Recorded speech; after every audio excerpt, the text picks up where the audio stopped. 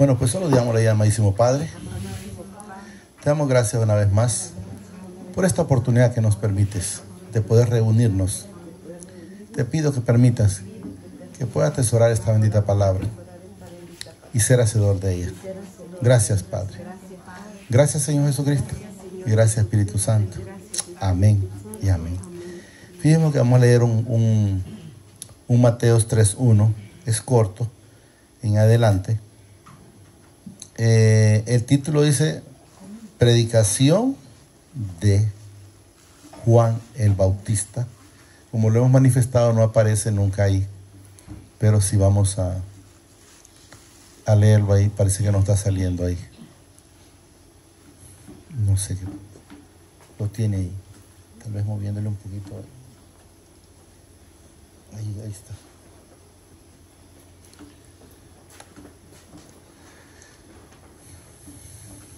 Miren lo que nos dice el Señor. En aquellos días vino Juan el Bautista, predicando en el desierto de Judeas. Quiero que entendamos que este Juan es una parte, ahí aparece una parte donde dice que fue enviado, y él andaba pues con abrigo como de tela de animal, algo así, ¿no? Un cuero de animal, ¿va? Y comía miel silvestre y langostas. Eso es lo que nos dice la palabra. Juan, dice el Bautista, predicando, dice, en el desierto de Judea, diciendo: arrepentidos, porque el reino de los cielos se ha acercado. Quiero que entendamos que en aquel entonces Juan decía: el reino de los cielos se ha acercado. Ahora, ¿qué es lo que nosotros debemos de saber? Es que ya está en cada uno de nosotros. ¿Cómo? A través del Señor Jesucristo en nuestras vidas. Y eso es lo que quiero que entendamos, porque en aquel entonces quiero que sepamos que Jesús, primero nació Juan y luego nació Jesús. Entonces Juan fue un instrumento usado para venir a decir que nos arrepintiéramos y entráramos al camino derecho. Y lógicamente quiero que entendamos que ahora los que el Señor nos tiene predicando esta bendita palabra somos los otros Juanes, diciendo lo mismo, que hay que arrepentirse y convertirse, y no arrepentirse de labios, sino de obras. Porque si usted se arrepiente de labios y en su vida no hay obras, pues sépalo que en ningún momento está agradando al Señor. Yo no voy a venir a decir como dicen los pastores de ahora: mire, que si usted ofrenda, que si usted diezma, usted va a ser prosperado. Yo le digo: si usted no busca el arrepentimiento y llegar a una comunión enteramente con el Señor, pues sí le van a hacer siempre las cosas difíciles. ¿Por qué razón? Porque dice el Señor que a medida nosotros espiritualmente vamos creciendo, pues también va a permitir que crezcamos en la parte material. Entonces quiero que entendamos que ahora han aparecido muchos profetas y muchos pastores que vienen a hablarle más de cosas de prosperidad. Yo le digo: no, usted tiene que ser prosperado espiritualmente primero. Entonces quiero que vayamos entendiendo eso, dice. Y diciendo: arrepentidos, mire, porque el reino de los cielos se ha acercado. No dice Juan ahí: mire, que si usted viene y pacta y esto y lo no. Arrepentidos. ¿Por qué? Porque lo que nosotros necesitamos en nuestras vidas es un arrepentimiento no de labios, sino genuino en nuestro corazón. ¿Qué significa eso? Llegar a Jesús con un corazón contrito y humillado para el Señor. 3. Pues este es, dice, aquel de quien habló el profeta Isaías, cuando dijo: voz de que clama en el desierto, preparad, dice, el camino del Señor, enderezad sus sendas. Miren que estamos en el Nuevo Testamento, y desde cuando el Señor nos manifestó esa bendita palabra, desde Isaías ya esto estaba escrito. Si nos ponemos a buscar, incluso ya estaba escrito hasta de cómo iban a vender a Jesús y en cuántas monedas. Ahí está escrito todo ya desde muchísimo antes. Quiero que entendamos que no hay nada nuevo. Usted viene a alguien y le dice que le va a profetizar, sepa que cualquier cosa que alguien le diga es algo que ya está escrito. es algo que lo único en su momento de repente que falta es que acontezca, por decir, en su vida. Hemos mencionado muchas veces por decir, se anunciaba que una virgen iba a dar a luz. Sí, ya está. Entonces vemos el cumplimiento de la palabra. Se decía que iba a ser vituperado Jesús. Sí, también ya pudimos verlo. Y todo lo que Él ha permitido. Entonces, ¿qué quiero que entendamos? Que todo lo que la Escritura lo menciona en el Viejo Testamento ya aparece con el cumplimiento ya dado en el Nuevo Testamento. No es que se ha quedado medio camino. Miren, enderezar sus sendas. ¿Qué? Enderezar el camino. Si yo era, por decir, bocón antes, pues gracias a Dios ya no lo soy. Si era chismoso, pues ya no lo soy. Si era ladrón, pues ya no lo soy. Y si era envidioso, ya no lo soy. Si era hipócrita, ya no lo soy. Entonces, todo ese montón de cosas debemos de saber que si en nuestras vidas van siendo transformadas, si usted siente que va a ir cambiando de usted, pues entonces ese es el propósito que ha ido siendo el Señor en mi vida. Ya no soy mentiroso, ya no soy chismoso. Entonces, ¿usted qué va? Enderezando su camino. ¿Para qué? Para estar en el camino junto con el Señor Jesucristo.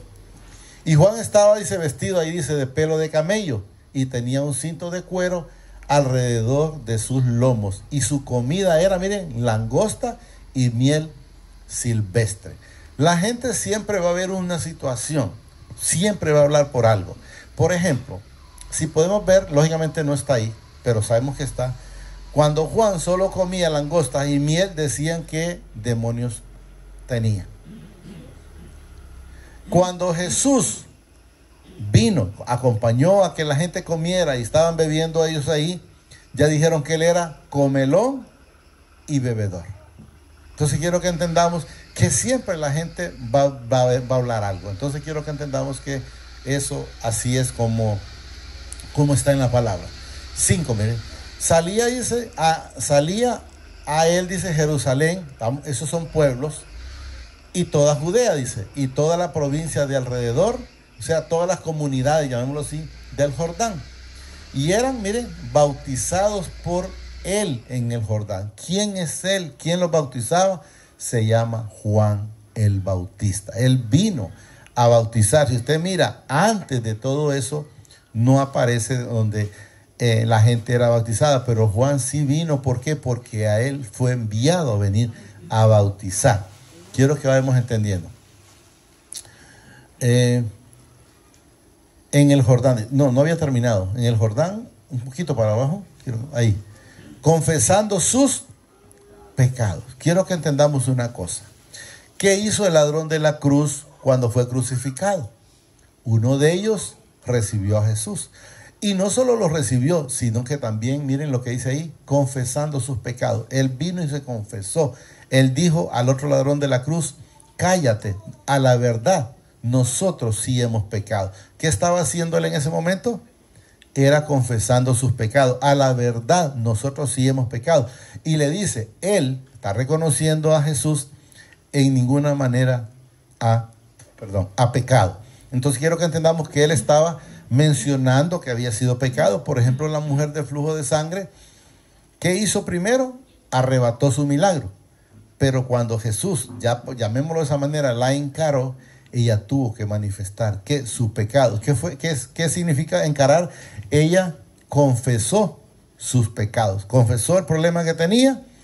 Entonces le dijo Jesús, tus pecados te han sido perdonados, vete y que no peques más. Entonces quiero que entendamos que es necesario confesar cuando nosotros hemos hecho las cosas malas, porque nadie puede decir, no, pero Jesús ya sabe que yo andaba en malos caminos. Sí, él ya todo lo sabe, pero es necesario con nosotros comunicarlo, decirlo ahí por nosotros mismos. Señor, yo me presento, cuando hemos, por ejemplo, dicho el arrepentimiento, reconocerlo. Dice, Señor, te reconozco como mi único y suficiente Salvador de mis pecados.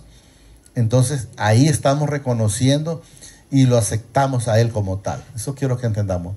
Al ver, dice él, que muchos de los fariseos y de los saduceos venían a su bautismo, quiero que hablemos del montón de pueblos, llamémoslo de esa manera, ¿venían a qué? A su bautismo. Les dijo, mire, generación de víboras, así les dijo. ¿Y por qué les dice él en su momento generación de víboras? Quiero que entendamos, No lo dice en ese momento ahí, pero ya lo vamos a entender un poquito más abajo, porque eran personas, como dice la hermana, hipócritas, que andaban aparentando que eran buenos, pero enteramente en ellos no había nada bueno, porque todo lo que eran sepulcros emblanquecidos. Por fuera se miraban bien, pero por dentro estaban deshechos. Miren, generación de víboras, ¿quién os enseñó, dice, a huir de la ira venidera? Porque ellos lo que todos hacemos en su momento es huir de estar haciendo lo malo para venir a hacer las cosas que al Señor le agradan. Y eso quiero que vayamos entendiendo, miren. ¿Quién os enseñó a huir de la ira venidera? Y miren lo que dice el 8, para que tengamos por qué él manifestaba esto. Miren, haced pues frutos dignos de... ¿Por qué lo podía haber dicho? Porque no había fruto de arrepentimiento. Usted puede ver que alguien diga, no, yo soy cristiano, yo voy a la iglesia, y empieza a decir cuantas cosas, pero cuando menos acordamos, la actitud no es de un cristiano, porque está hablando igual que el mundo, sigue en la chismografía igual que el mundo, sigue en la envidia igual que el mundo, sigue en la mentira igual que el mundo, sigue robando igual que el mundo.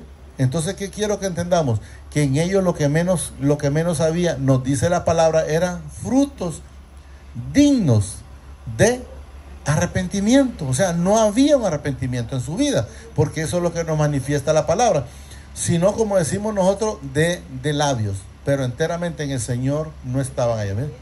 Hacer pues frutos dignos de arrepentimiento. Es necesario arrepentirse y convertirse para poder estar en la presencia del Señor, porque dice el Señor en su bendita palabra que sin arrepentimiento nadie verá al Padre. Si no es a través del Señor Jesucristo, que Él cada día nos va santificando, nos va transformando, nos va limpiando, nos va lavando a través de su bendita palabra. Solo así nosotros, miren, hacer pues frutos dignos de arrepentimiento. ¿Qué nos enseña? Que no tenían.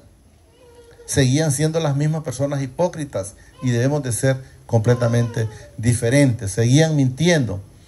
Y no penséis, miren lo que dice, decir dentro de vosotros mismos, a Abraham tenemos, dice, por padre, porque yo os digo que mi padre puede levantar hijos a Abraham aún de estas piedras. ¿Por qué no manifiesta él? No penséis, porque generalmente la gente piensa en su interior, como por decir que digan, bueno, nosotros tenemos padre de Abraham, ¿y por qué lo vamos a preocupar? Hay en el 8 del 40, por ahí, por ejemplo, dicen ellos, nosotros tenemos un padre, y es Dios. Pero el Señor Jesús les dice, si vuestro padre fuera Dios, le dice ahí, ciertamente me amarías. Y si vuestro padre fuera Abraham, también les dice en otra parte, les dice, las cosas de Abraham harías. ¿Qué les da a entender? No estás haciendo las cosas de Abraham, y si no estás haciendo las cosas de Abraham, pues no está el Padre en tu corazón. Y eso es lo que quiero que vayamos entendiendo. No penséis dentro de vosotros mismos, dice, Abraham tenemos por padre, porque yo os digo que mi padre puede levantar hijos a Abraham aún de estas piedras. Y miren lo que lo dice aquí para que vayamos teniendo cuidado. Y ya también dice, el hacha está puesta a la raíz de los árboles. Yo les puedo decir, bueno, el hacha estará puesta, pero si llegamos con un corazón contrito y humillado, pues esa hacha se va a quitar. ¿Por qué? Porque el Señor vino a eso. El Señor, si nosotros leemos, que lo hemos leído bastantísimas veces, el Juan 3:17, pongámoslo, para que sepamos, Jesús no vino a condenar el mundo. Jesús vino a salvar al mundo. ¿Cuál ha sido la diferencia? No todo el mundo quiere la salvación. El ladrón de la cruz, uno de ellos la quiso, el otro no. ¿Por qué decimos que el otro no? Porque él dijo, si eres hijo de Dios, bájate y sálvate a ti mismo. Entonces, ¿qué nos enseña? Que no está creyendo en Jesús. Y es necesario creer en el Señor Jesucristo para poder ser salvo. Miren, porque no envió mi Padre a su Hijo al mundo, miren, para condenar al mundo. El Padre no mandó a Jesús para que viniera a condenar al mundo y al mundo. No, la gente se condena sola. El ladrón de la cruz que no se arrepintió, se condenó solo. Judas, por decir, pongo ejemplo, Judas se condenó solo. ¿Por qué se condenó Judas solo? Porque le llamó más la atención la avaricia antes que reconocer a Jesús. Entonces, quiero que entendamos que, entonces, ¿qué le pasó a Judas? Se condenó. Voy a poner otro ejemplo en la Escritura. ¿Qué le pasó al hombre rico? ¿A dónde estaba? En el Hades. ¿Qué significa el Hades? El infierno. ¿Y creen ustedes que fue Jesús que lo mandó para allá? No. ¿O la palabra? No. Fue él solo, porque él decidió irse más por las cosas materiales o las cosas del mundo antes que irse para las cosas del Señor. Miren lo que nos dice.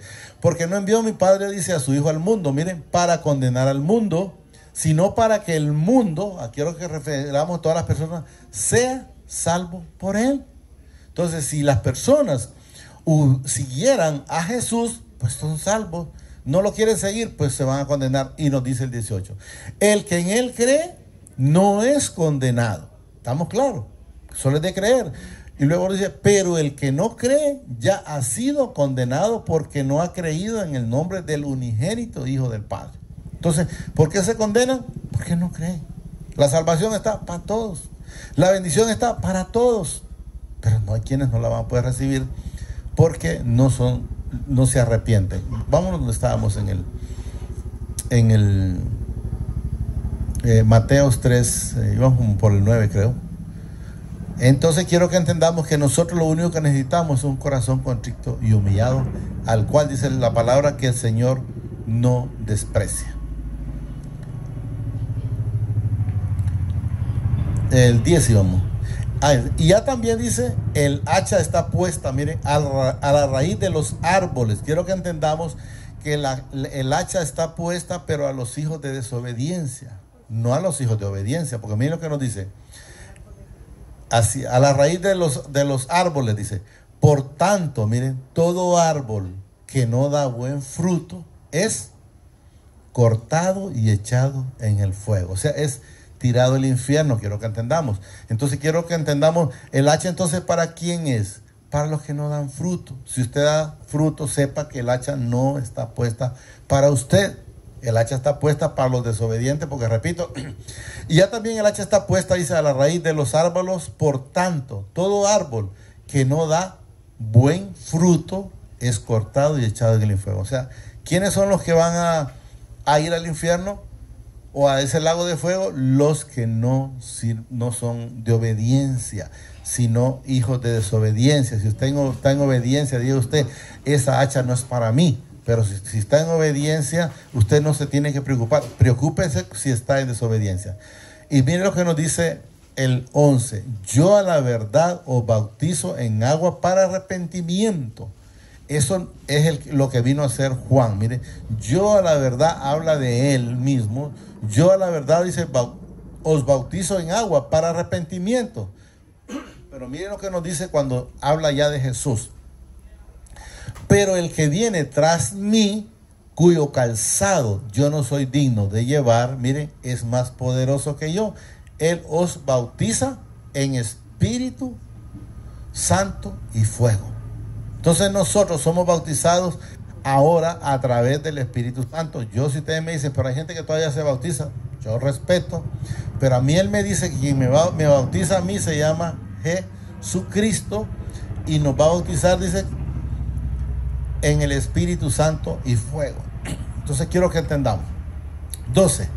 Luego dice, su aventador está, dice, a su mano, y limpiará su era y recogerá su trigo en el granero. Granero, quiero que sepamos que habla de los hijos. Hay uno que es granero. Y luego dice, y quemará la paja en el fuego que nunca se apaga. ¿Quiénes son los que van a ser quemados?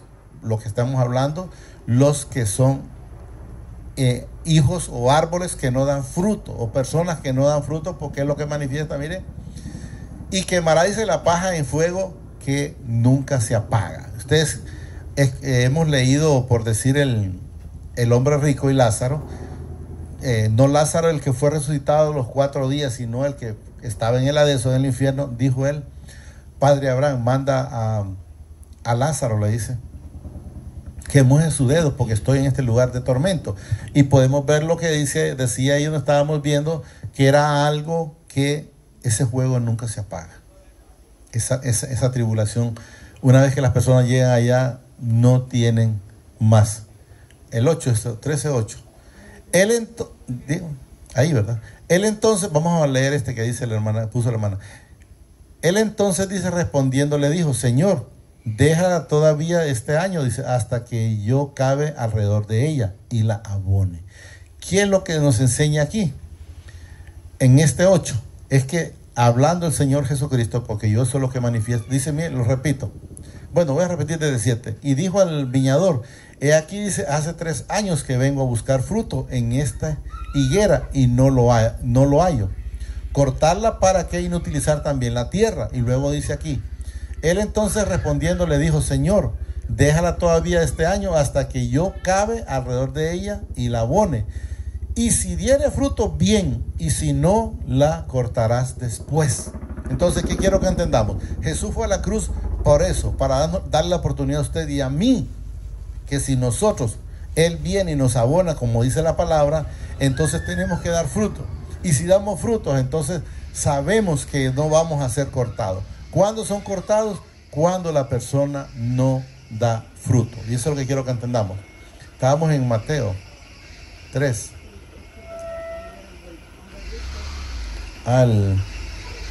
Sí, pero para buscarlo más abajo.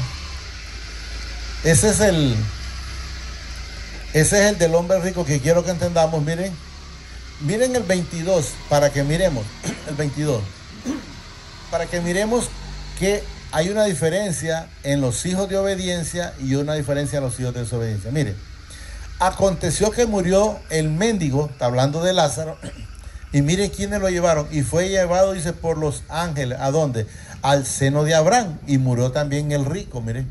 Y dice, ¿qué le pasó al rico? Miren, y fue sepultado. ¿Qué nos enseña? Él no fue llevado al seno de Abraham. Y luego si miramos todo lo demás, donde dice, en el Hades alzó sus ojos, el hombre rico en el infierno, estando, dice, ¿a dónde está? Dice, en tormentos. No dice que estaba relajado, durmiendo, no. Está, dice, en tormentos. Y vio, dice, de lejos a Abraham y a Lázaro en su seno, o sea, regocijándose, tranquilo. Entonces él, dando voces, dijo, Padre Abraham, ten misericordia de mí. Y envía, dice, a Lázaro para que moje la punta de sus dedos en agua y refresque mi lengua, porque estoy, miren, atormentado en estas llamas. Entonces la gente está creyendo que, no, es que la gente cuando muere pasa, está descansando. Eso era antes, antes de que Jesús viniera. Pero una vez que Jesús vino, todo eso se acabó, porque la misma escritura lo menciona. Entonces quiero que entendamos dónde estaba. Dice, estoy atormentado en estas llamas. Entonces quiero que entendamos, una vez que la persona pasa allá, no tiene más oportunidad. ¿Y por qué les digo que no tiene más oportunidad? Porque lo dice la palabra. Mira lo que dice ahí, el 25. Pero Abraham le dijo, hijo, acuérdate que recibiste tus bienes en tu vida. O sea, te resignaste a las cosas de la tierra. Ahí te agradaron. Bueno, tuviste tu gloria terrenal, es lo que nos da a entender. En tu vida, dice. Y Lázaro también males, pero ahora este es, miren, consolado aquí. Y tú, atormentado. Los hijos van a estar tranquilos en el seno de Abraham y los otros van a estar, dice, atormentados. No lo dice Luis, lo dice la palabra. Y miren lo que dicen los demás para que entendamos, que sepamos qué es lo que sucede. Además de todo esto, dice, una gran cima está, dice, puesta entre nosotros y vosotros. O sea, los que están en el infierno no pueden venir al lugar celestial. De manera, dice, que los que quieren pasarse de aquí a vosotros no pueden ni de allá pasarse acá. Y ahora quiero que entendamos aquí. Le dijo ya él rogando, oiga bien lo que quiero que entendamos, rogando por los vivos aquí. El hombre rico rogando en el infierno allá, porque miren lo que le dice. Entonces le dijo, te ruego pues, Padre, que le envíes a la casa de mis padres. Está él clamando que envíen a la casa de él aquí en la tierra, miren. Porque tengo 5 hermanos para que les testifiquen. Lo que dice, miren, a fin de que no vengan ellos también a este lugar de tormento. Entonces quiero que entendamos, él clamaba allá, pero de nada le servía. Si usted va a clamar por los suyos, clame ahorita en vida, porque ya muerto, nada le va a servir. Y miren lo que le dice a Abraham. Le dijo, a Moisés y a los profetas tienen, óiganlos. Él entonces dijo, no, padre Abraham, pero si alguno fuere a ellos de entre los muertos, se arrepentirán. O sea, le está dando a entender, son incrédulos igual que yo. Y ellos les aseguro que si no hay quien les hable, aquí van a venir al mismo lugar. Y eso es lo que él no quería que ellos. Mas Abraham le dijo, si no oyeron a Moisés y a los profetas, tampoco se persuadirán, aunque alguno se levante de los muertos. Ahora quiero que entendamos, Jesús se levantó de los muertos y hay quienes no creen todavía. Hay quienes en el mismo lugar de él están esperando al Mesías. Y él ya vino y ya se levantó de los muertos. Ya no vemos a un Cristo crucificado porque ya no está crucificado. 12. Su aventador, dice, está en su mano y limpiará su era y recogerá su trigo, dice, en el granero y quemará la paja en el fuego que nunca se apaga. Está viendo el hombre allá, estaba clamando porque estaba en esas llamas. Entonces Jesús vino, bueno, hasta ahí lo vamos a llegar porque miren, de ahí para allá es el bautismo del Señor Jesucristo.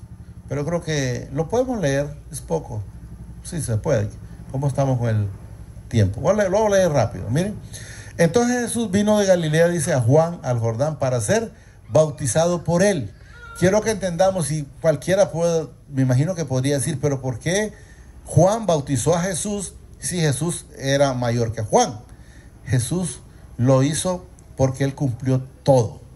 Fue bautizado, fue presentado al octavo día, fue circuncidado, él no se pasó nada por encima. Entonces, ¿qué fue lo que hizo él? Darle el cumplimiento a la ley. Eso es lo que quiero que entendamos. Para ser bautizado por él, miren, pero lógicamente Juan se pone en como que dice, no, pero ¿cómo yo te voy a bautizar si tú eres mayor que mí? Por decir algo. Porque él dice aquí, mas Juan se le oponía diciendo, yo necesito ser bautizado por ti y no yo bautizarte a ti, lógicamente, ¿va? Pero Jesús nunca cambió el plan. Dice, mire, repito, mas Juan se le oponía diciendo, yo necesito ser bautizado por ti y tú vienes a mí. Si eres tú el que nos salva, quiero que entendamos. 15. Pero Jesús le respondió, deja ahora, porque así conviene ¿qué es lo que dice? Que cumplamos toda justicia. Entonces le dejó. ¿Cuál justicia? En lo que ya habíamos hablado desde allá, que era yo el que vengo y tú me bautizas a mí, porque él fue el que bautizó a Jesús. Pero lógicamente él en su momento no quería. Pero dice, mire lo que le dijo Jesús. Pero Jesús le respondió, deja ahora, dice, porque así conviene que cumplamos. ¿Cumplir qué? Lo que ya estaba escrito desde la eternidad. Juan va a ir, va a predicar el evangelio, va a hacer que las personas ya de antemano conozcan que Jesús ya está aquí. Quiero que entendamos. Entonces le dejó. Y Jesús dice, después que fue bautizado, lo dejó, pero quiero que entendamos que fue bautizado. Subió luego, dice, el agua, y he aquí, los cielos le fueron abiertos, y vio, dice, al Espíritu del Padre que descendía como paloma y venía sobre él. ¿Quién? Sobre el Señor Jesucristo. Y hubo una gran voz de los cielos que decía, este es mi Hijo amado, en quien tengo complacencia. Hasta ahí, ¿verdad? Entonces quiero que entendamos que nosotros lo único que tenemos que estar haciendo es estar con un corazón contrito y humillado a los pies del Señor Jesucristo. Solo digámosle, amadísimo Padre, te damos gracias por esta bendita palabra que nos has dado esta preciosa noche. Te pido que permitas que la atesore en mi corazón, pero que sobre todo sea hacedor de esta bendita palabra. Gracias, Padre. Gracias, Señor Jesucristo. Y gracias, Espíritu Santo. Señor los bendice hoy, mañana y siempre hasta la eternidad, más de lo que somos bendecidos espiritualmente. Gracias, Padre. Gracias, Señor Jesucristo. Y gracias, Espíritu Santo. Amén y amén.